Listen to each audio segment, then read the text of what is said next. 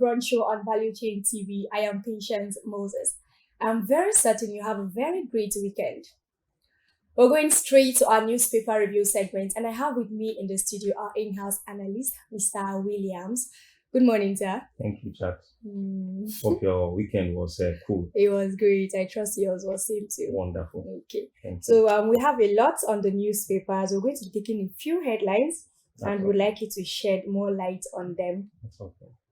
Okay, so we're moving on to the Punch newspaper. Presidency and police issue fresh warning as 65 groups pull out. Yes, it is a punchy headline, as you can see, coming from Punch. Yes. Yes. The problem is that over the years, the opposition that came to power, they are beginning to see protests as something that should not be, which of course they themselves, they came into power as a result of protests.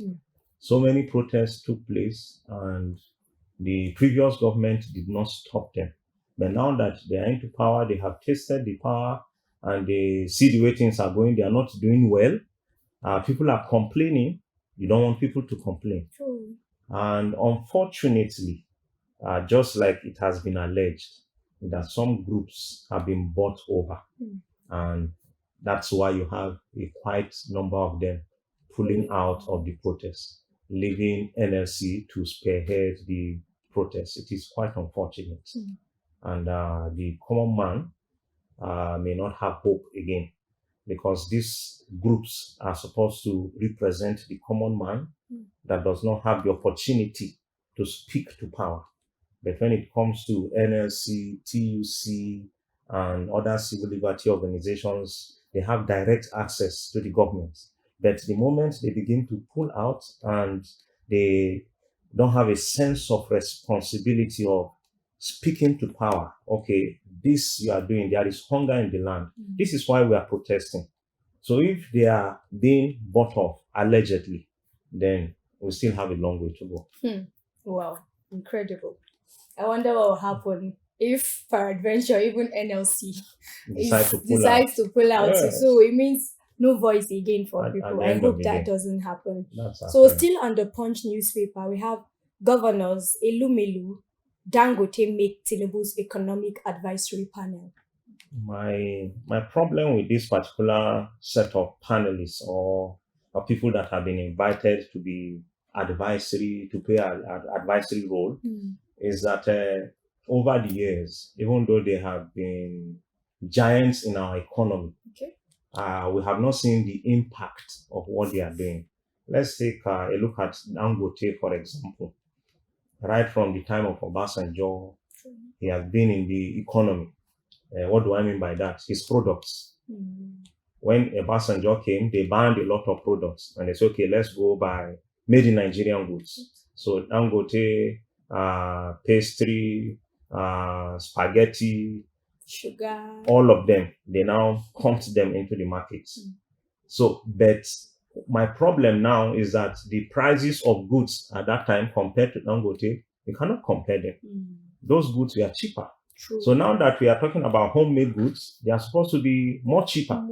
But ironically, they keep going on high and high and high. So that's my major problem with them. I don't see them as people who play a major tactical role in charting a course for our economy. Yes. When Obasanjo came, he brought in people with sound minds, the likes of Okonjo-Iweala and so many of them. Okay. These are the kind of people I expect the president to bring on board, not Elumelu or Dangote and the rest of them. No, I feel they are not going to make major impacts. So there are technocrats that should be brought on board. But for me, the advisory role, they are only going to give advice that will favor them. Yes. So we see Dangote when you talk about tax evasion and the rest of them. So what role exactly are they going to play? So there is a big question mark on these appointments. Yes, that's and my you spoke take. of people like Ngozi. Yes, She has worked with a lot of organizations. Yes. So she's into economics. Yes. So I think that's a very good point. Okay, away from the Punch newspaper, we are moving on to Nigeria Tribune. This is still on the economic matters. Article to Tinubu: adopt Argentina's economic recovery initiatives to stabilize economy. I think it is a wake-up call, if you ask me.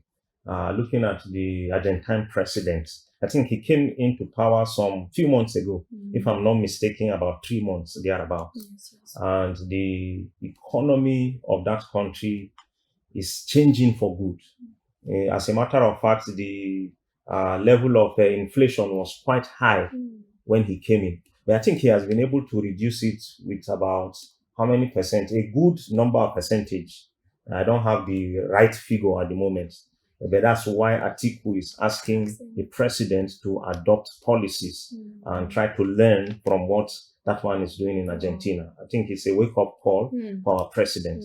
When he was contesting during the campaigns, he made a lot of promises, but we have not seen anyone coming to fruition.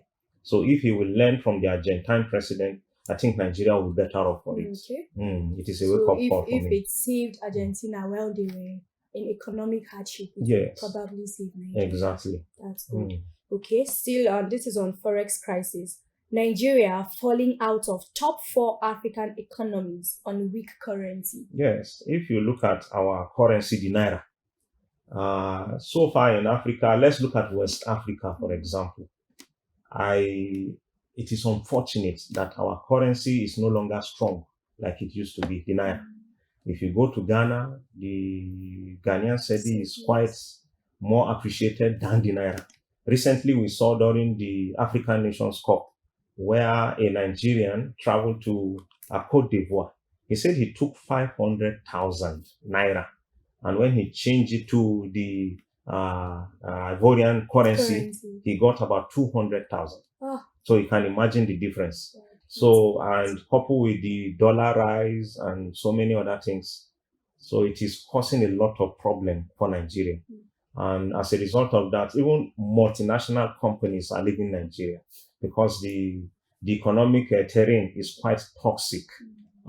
Some few weeks ago, my friend had to stop his work that he started, I think, about 10 years ago. He had been working with a pharmaceutical company. He had been working in Nigeria for over 10 years, in fact, about 15 to 20 years. But due to this hard economic challenge, they had to pull out of Nigeria, and they are not the only ones. So many multinational companies are leaving due to this Forex and the Naira problem, too much tax, trying to do business, and then you are trying to exchange Naira with the dollar, and so many things like that.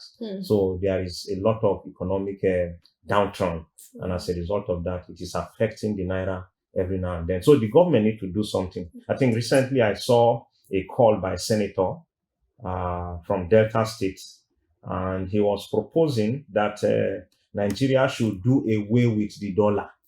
That we should look at other currencies. As a matter of fact, what he said is that if any multinational company is coming to do business in Nigeria, they should be made to change their currency to Nigerian currency so that the Naira can appreciate.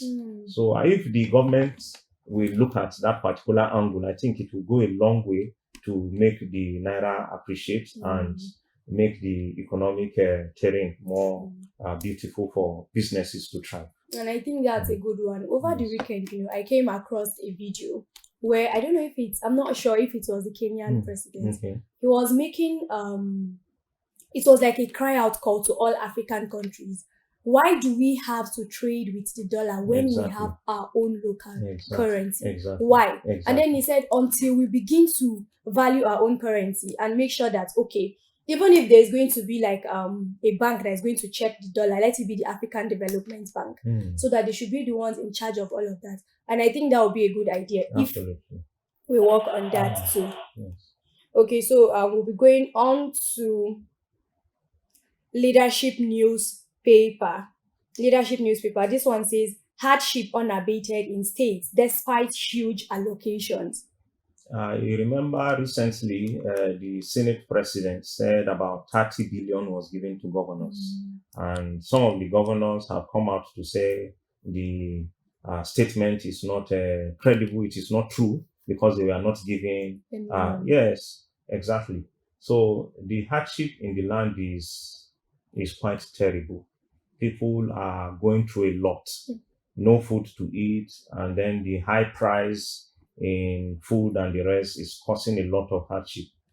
Weeks ago, I was in Kaduna, in Angwanshanu to be precise, and a drama happened. A boy went to grind corn. So after finishing, he was coming back home, and this man saw him, and then the man called him. He said, come, let me send you. So he sent the boy, and he said, you can drop the bag of corn and deliver the message and come. So when the boy dropped the bag of corn, he left.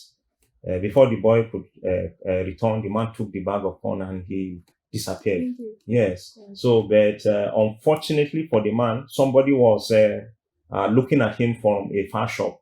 So when the boy came, the boy was crying. He said, my bag of corn. So the man who was looking from afar, he said, the man that you were standing with was the man who took the bag of corn. So they went back home. The boy's father was furious, and they said they know the man's house. So they took the boy's father to the man's house. When they got there, they saw the man. They had prepared the corn. And something dramatic happened, actually. They couldn't prepare tuwo. What they prepared was terge. I don't know the name of terge in English. The terge is something that you make before you make the tuwo. Add the flour. Yes, exactly. So what they were taking was terge. So the man did not even have the money to buy soup. He did not have the money to do the tuwo. So what they could afford from the corn was only terge. There was no sugar. That was what he was taking with his family. So when the man entered, he said, you are the one that stole my corn. So when he saw the condition of the man, he himself started crying. He cried and he removed 5,000 naira and he gave to the man. He said, buy soup materials and cook. I'm leaving the corn for you. So you can imagine the level of hardship in the country. So when Labour decided to say, okay, we are coming out to protest due to high cost of food and the rest, a lot of people will support. So there is a lot of hardship in the land. And something needs to be done. And if the government is not sincere about palliatives, then there is going to be a problem. This was how the Arab Spring started. People were crying, they were clamoring for change. Their governments were not paying attention. As a result of the Arab Spring, a lot of big names went under. You see people like Mubarak of Egypt, he had to leave power. People like the president of Libya, Gaddafi, was even killed. So this is a channel that we are praying that Nigeria should not go through. But if our government is not serious, then I think it will be inevitable. But the government need to wake up and be sincere with all their promises so that the common man will have food on their table. That's so true. Thank you so much, Mr. Williams. Thank you for that wake-up call. It was indeed, it's worth it. Thank you very much. It's important. Thank you so much for shedding light on the headlines. I appreciate it. And I'm so grateful you came to us today again. Okay, so we're going to we'll go on a short break, after which we'll come back and move on to the next segment. Stay with us. Hello, distinguished delegates from across the world. Welcome to Nigeria. As you experience our oil and gas sector, I also want you to experience our culture. So it is my honor to invite you to this year's Nigerian International Energy Summit, a gala night on the 27th of February at the Presidential Villa, the Banquet Hall. Come, let's enjoy ourselves. One love to Baba Dede. Thank you very much. Okay, welcome back from that short break. We're moving on to the entertainment segment, which I know you've been waiting for. So over the weekend, Sunday precisely, there was a launch, a premiere of a new series, Anikulapo. And I know you watched the movie, so there is going to be like more to it. And so this is actually coming up. And I'm not going to spill everything. I'm just going to let SA Ufoma complete the rest of the stories for us. So let's join her for the rest of the entertainment story.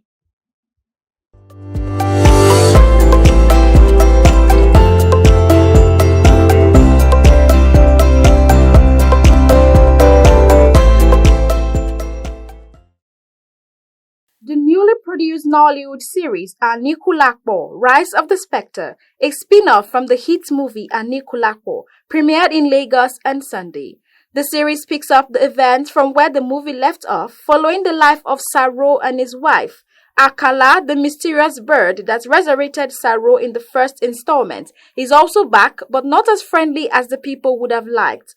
The series will explore the themes of betrayal, revenge, and the fight for ultimate power.